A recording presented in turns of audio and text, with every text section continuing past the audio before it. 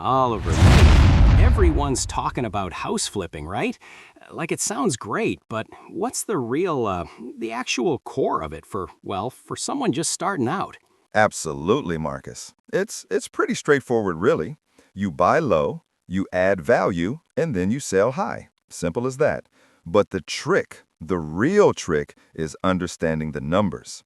We talk about the 70% rule a lot, yeah? It's a critical guideline. You should never pay more than 70% of a property's after repair value, the ARV, minus your estimated repair costs. So if a house is want to be worth $200,000 after, say, $40,000 in renos, you shouldn't pay more than $100,000 for it. 200,000 times zero point 0.7 minus 40 equals 100. That buffer, that's crucial for profit and unforeseen stuff. Wow, so the 70% rule really builds in that safety net, for the unexpected. And ARV, that's the market value after everything's done up, right? Exactly. It's the estimated value post-renovations.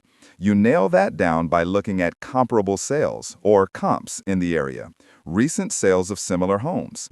It gives you a clear target for what your finished product should be worth. It's all about doing your homework up front.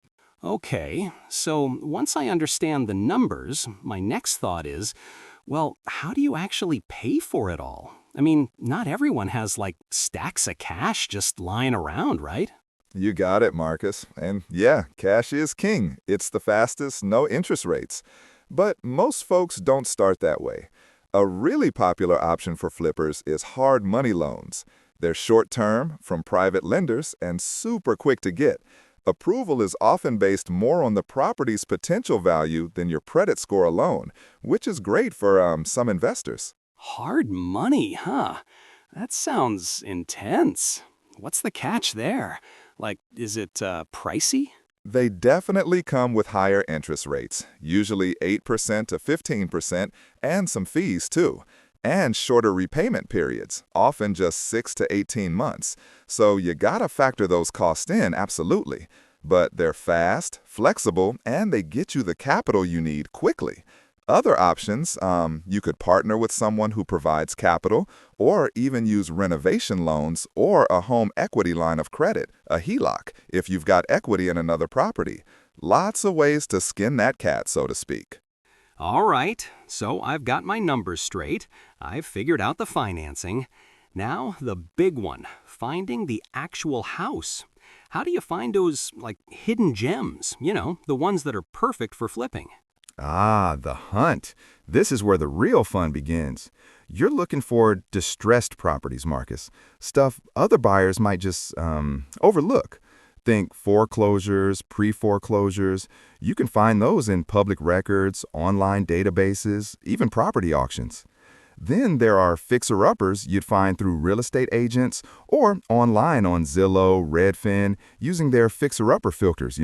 So basically, homes that need some love, or a lot of love, probably. Exactly. And don't forget motivated sellers, people who need to sell fast due to divorce, relocation, probate, direct mail campaigns, driving around looking for neglected homes, networking with attorneys, even wholesalers. These guys specialize in finding distressed properties and connecting them to investors like us. And crucially, Marcus, location matters. Always look for neighborhoods with strong resale demand, places that, people want to live in. That's absolutely key. Okay, so I've found the perfect distressed property in a great spot. What about the renovations? I imagine you don't want to overspend, like renovating a mansion when it's still, a starter home. Spot on, mate. Over-renovating is a profit killer. You want to focus on high ROI improvements. Kitchens and bathrooms always top of the list.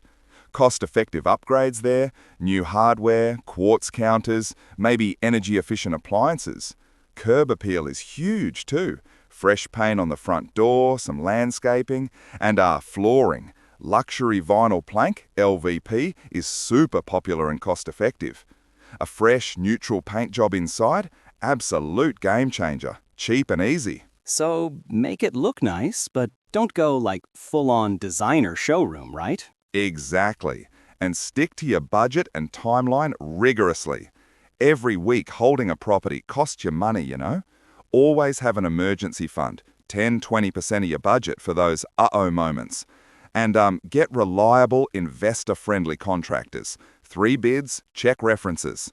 Finally, when it's all shiny and new, get a great local real estate agent who knows the market. Sell fast, and then review and learn. That's how you get sharper for the next one, yeah?